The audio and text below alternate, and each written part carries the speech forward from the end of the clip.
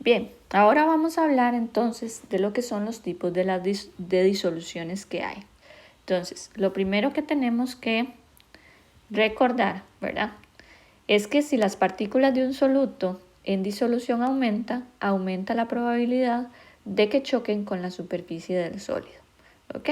Entonces, una característica importante es que no es lo mismo que yo tenga un líquido o un disolvente y tenga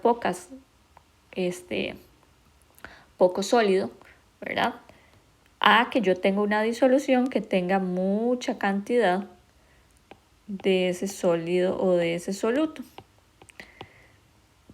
Entonces, si yo tengo un cristal en la disolución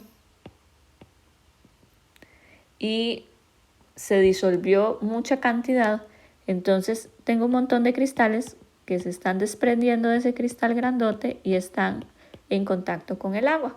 Pero como están en movimiento, porque por lo general hay agitación, hay energía cinética asociada, entonces entre mayor cantidad de sólido disuelto haya, más probable es que él llegue y vuelva otra vez a chocar. Entonces, donde choca con la superficie del cristal, otra vez se vuelve a cristalizar. Entonces, es un proceso, ¿verdad? Mientras que una partícula sale del cristal, puede ser que otra partícula venga en movimiento, se pegue al cristal y entonces ahí quedó otra vez solidificado. Y otra vez otra partícula se desprende y otra partícula se pega. Pero esto es más probable entre mayor cantidad de soluto tenga yo. Porque si la cantidad de soluto es muy poquita, entonces es más probable que el cristal se diluya y se diluya y se diluya. ¿Ok?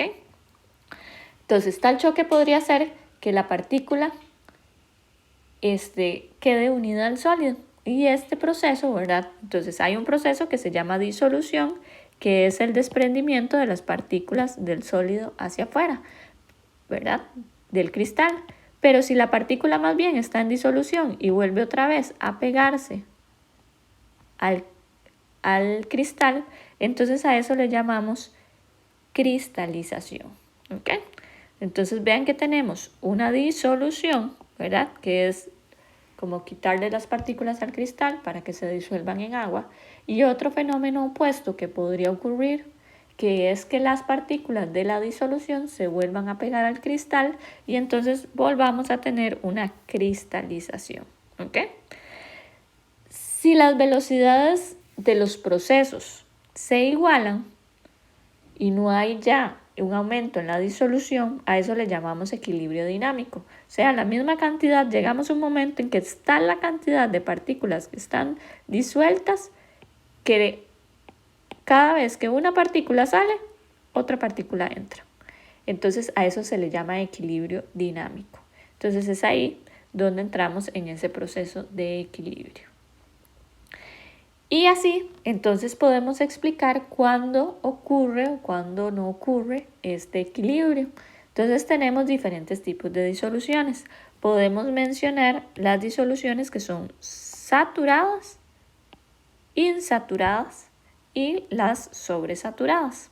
Entonces decimos que una disolución es saturada cuando ya la cantidad de soluto que tenemos disuelta en el disolvente es la máxima, ¿ok?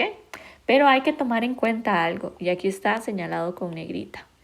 Es que conforme aumente la temperatura, la cantidad de soluto máximo que yo pueda disolver en el disolvente, puede que el disolvente, vean que he hablado mucho del agua, pero puede ser que sea otro disolvente.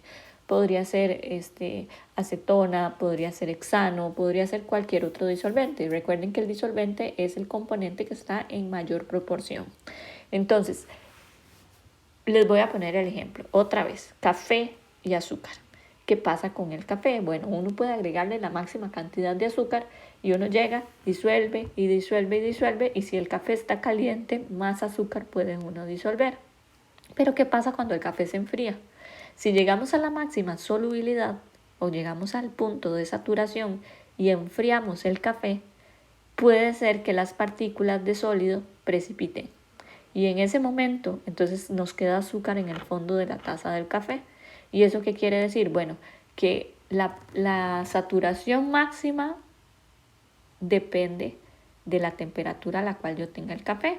A mayor temperatura, mayor sólido voy a disolver, pero conforme la temperatura va descendiendo y el café se va enfriando, entonces la cantidad de sólido que se disuelve es menor, y entonces es ahí donde vemos partículas en el fondo del recipiente, ¿verdad? Entonces, a esa cantidad o a esa cantidad de sólido máximo, ¿verdad?, que yo puedo disolver en el disolvente a una temperatura, que la cantidad de sólido máximo que se disuelve en ese disolvente, a eso se le llama solubilidad, ¿ok? Y es un parámetro que uno puede encontrar. Uno lo encuentra en hojas de seguridad, uno lo encuentra como un parámetro de constantes físico-químicas. De hecho, ustedes en el laboratorio lo tienen, ¿verdad? Lo buscan. O, bueno, cuando el laboratorio era presencial, uno podría buscar las constantes físicas y químicas de los reactivos y a uno le dicen, bueno, esta es la solubilidad. Entonces, la solubilidad no es solo un valor, sino que es, ¿cuál es el solvente? Yo necesito saber en qué lo puedo disolver, porque las sustancias polares se van a disolver en componentes polares, pero las no polares necesitan de disolventes no polares. Entonces hay que especificar si el disolvente es agua, y la temperatura, porque es un valor que está referido a una temperatura, porque como ya vimos, si la temperatura cambia, la solubilidad va a cambiar. ¿Ok? Entonces, eso, cuando tenemos la máxima cantidad de soluto en el disolvente, le llamamos que la disolución es saturada. Pero si la cantidad de soluto en el disolvente es menor, entonces decimos que la disolución es insaturada. O sea, hay menos soluto que el que puede ser disuelto a esa temperatura. Ahora bien, tenemos otro tipo de disoluciones que son las que llamamos sobresaturadas. Existe cierto tipo de disoluciones que uno puede agregarle un poquito más. No es un exceso, no es una cantidad muy grande, es una pequeña cantidad.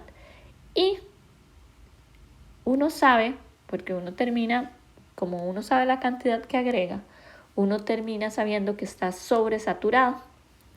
Y se ve así, como en esta imagen de acá. Y ustedes me dirán, profe, ¿cómo sé la diferencia entre una saturada y una sobresaturada? Bueno, resulta que en este caso, que está sobresaturada, el equilibrio que está es bastante inestable. Con cualquier cosita cae esos cristales que están en exceso. Entonces, ¿cómo hace uno para que esa disolución, ese cristal en exceso, precipite o caiga?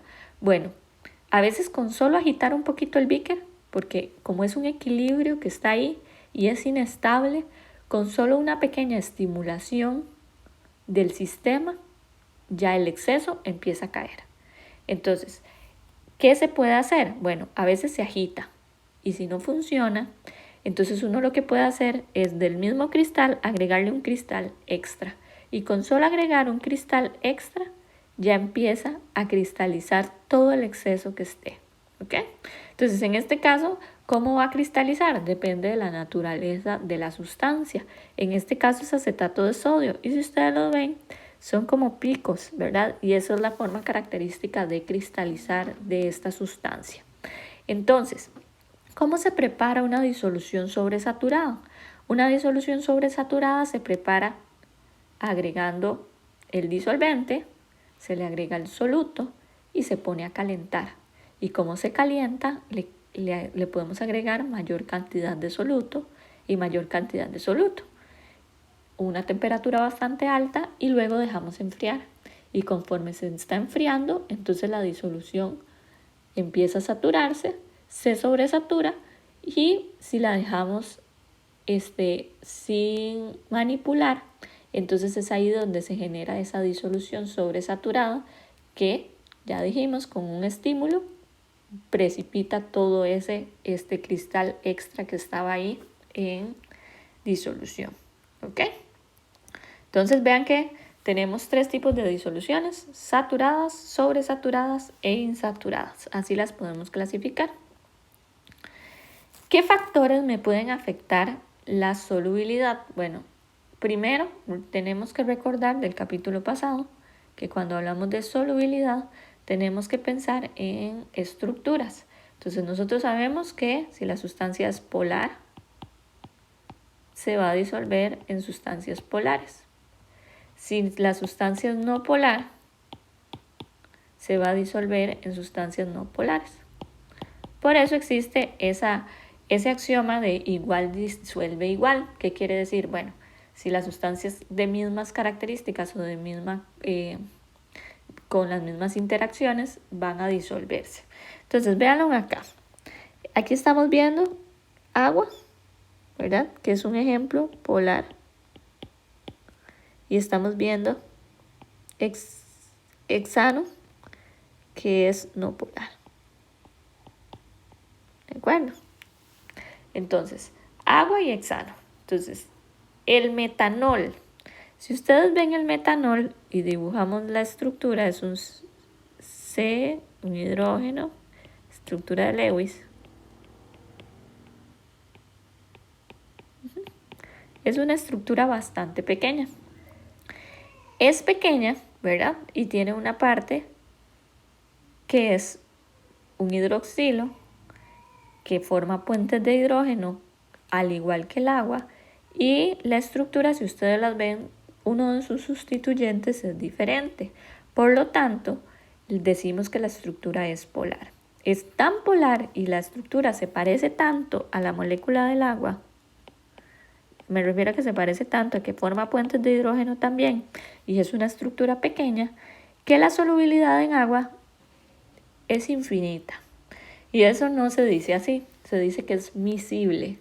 La palabra miscible, aquí la tenemos, significa que se disuelve totalmente en el disolvente a todas proporciones, ¿verdad? Entonces, bien, podemos hacer la molécula un poquito más grande. ¿Cómo podemos hacer la molécula más grande? Bueno, podríamos agregarle otro carbono. ¿Ok? Y ya estaríamos haciendo la molécula de etanol. En este caso, bueno, sigue siendo miscible. Decimos que, bueno, la molécula ya es un poquito más grande, pero no tanto. Podemos agregarle otro carbono más con sus hidrógenos o otro carbono más y ya aquí hacemos el butanol. Y vean que ya entonces ya aquí los parámetros empiezan a cambiar. Porque entre más carbonos tengamos en la cadena, ¿verdad? Entre más larga vayamos haciendo esa cadena, resulta que estos carbonos e hidrógenos, sus características es ser no polar por diferencia de electronegatividad. Entonces, cuando uno habla de moléculas orgánicas como estas, que son solo carbonos, recuerden que una molécula orgánica es aquella molécula que está compuesta por carbonos, ¿verdad?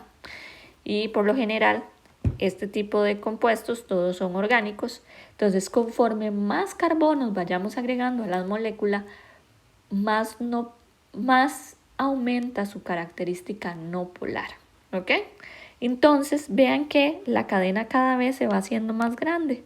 O sea, la parte polar de la molécula, que es el OH, se vuelve cada vez más insignificante porque es muy pequeñita en comparación con el tamaño de toda la parte no polar de la molécula. Entonces vean que cada vez se vuelve más difícil solubilizar la molécula en agua. Pero, ¿quién es no polar? Bueno, no polar es el hexano. Entonces vean cómo esas moléculas que tienen esa parte no polar son bastante miscibles en hexano y la de metanol, que es la más pequeñita, es la que es menos soluble. ¿Tiende a solubilizarse? Sí, pero de todas es la que menos se solubiliza. ¿Por qué?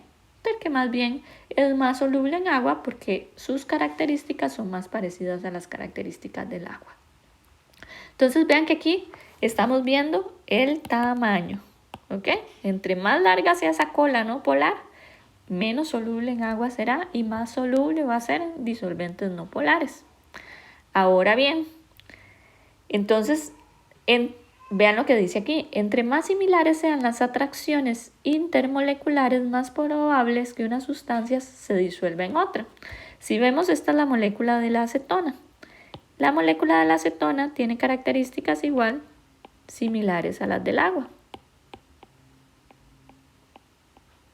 Tenemos oxígenos, tenemos pares de electrones libres y por acá hay hidrógenos, la molécula es pequeña y entonces eso hace que la interacción ocurra.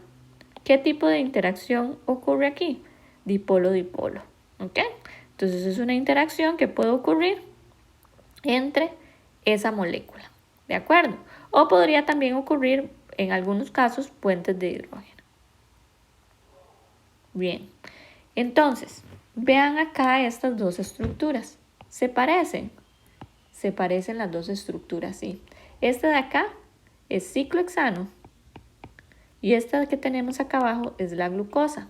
La diferencia es que el ciclohexano es solo carbonos e hidrógenos, mientras que la glucosa sí tiene los hidroxilos. Tiene 5 hidroxilos. Entonces, ¿qué pasa en estos casos? Bueno, que los hidroxilos tienden a formar puentes de hidrógeno. Por lo tanto, esta molécula que tenemos acá, que es la molécula de glucosa, es soluble en agua. Y esta molécula que está acá, que tiene características de solo carbonos e hidrógenos, que es no polar, no es soluble en agua. Más bien va a ser soluble en sustancias no polares. ¿Como quién? Como el aceite, por ejemplo. ¿Ok?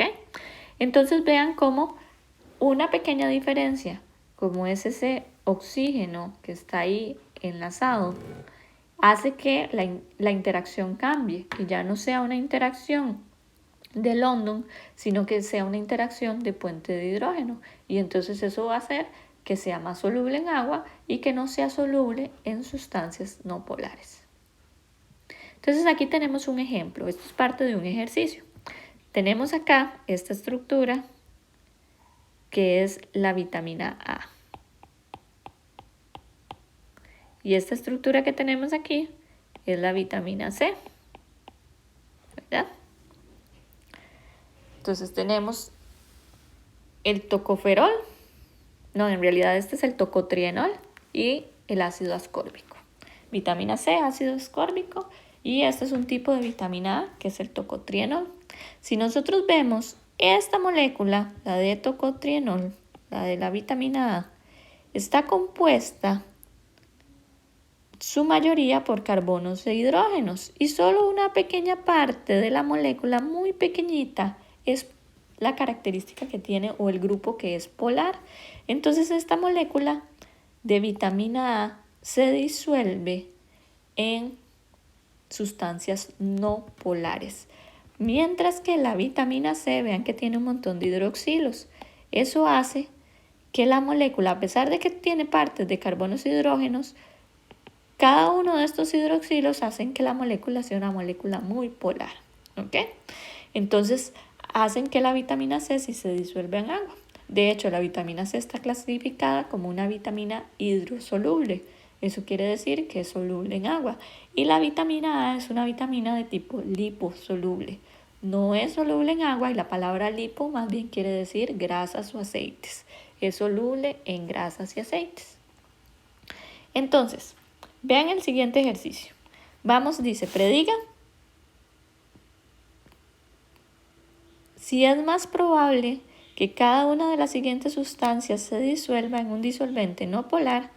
Y vean que me está diciendo cuál disolvente. Me están diciendo, bueno, es más probable que se disuelva en el tetracloruro de carbono o en agua. Y me dan 3 sustancias. C7H16,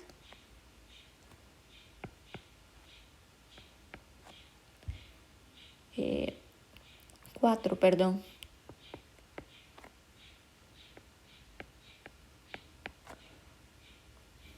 Entonces, heptano, sulfato de sodio, ácido clorhídrico y yodo. Y me dicen en cuál de las dos es más soluble. ¿Ok? Y vamos a ponerle un check en la sustancia en la que se disuelva mejor. Entonces, si vemos el tetracloruro de carbono, o si vemos si vemos acá la molécula de heptano, ¿qué conformación tiene? Solo tiene carbonos y solo tiene hidrógenos. ¿Y qué habíamos dicho de eso? Que una molécula que solo tenga carbonos e hidrógenos es no polar. Por lo tanto, ¿en quién va a ser soluble? En el tetracloruro de carbono, porque si ustedes hacen la estructura de Lewis del tetracloruro de carbono, es un carbono con 4 cloros. Todos los sustituyentes del carbono son iguales. Eso hace que la estructura sea no polar. Entonces, estaríamos hablando de que esta estructura de acá es no polar y que la molécula de agua es polar. El sulfato de sodio. ¿Qué característica tiene el sulfato de sodio? Que es una sal. Si la sal se solubiliza en agua de acuerdo al cuadro de solubilidad, podemos decir que si se solubiliza, toda sal que sea soluble va a ser soluble en agua, por lo tanto va a ser polar. El ácido clorhídrico, ¿cómo es la molécula de ácido clorhídrico? La molécula de ácido clorhídrico tiene un hidrógeno y tiene un cloruro. Sus componentes son diferentes, por lo tanto la molécula es polar, se disuelve en agua. Y el yodo, que serían 2 moléculas de yodo enlazadas, ambas moléculas de yodo, sus 2 sustituyentes son iguales, por lo tanto la molécula es no polar. Es como decir, bueno, ¿quién jala con más fuerza? ¿Un yodo o el otro yodo? No, los dos tienen exactamente la igual fuerza, por lo tanto la molécula es no polar. Entonces se desolubilizará en el tetracloruro de carbono. Ahora bien, como segundo ejercicio dice, clasifique las siguientes sustancias en orden de solubilidad en agua. Entonces vamos a ponerle letras. ¿Ok? ¿Quién es más soluble en agua? Bueno, la molécula que va a ser más soluble en agua es la que tenga mayores partes polares. Entonces vamos a señalarlas. ¿Ok? Entonces, ¿quién tiene mayor parte polar? Bueno, la molécula C, porque tiene 2 hidroxilos. Ahora bien, entonces esa sería la más soluble en agua.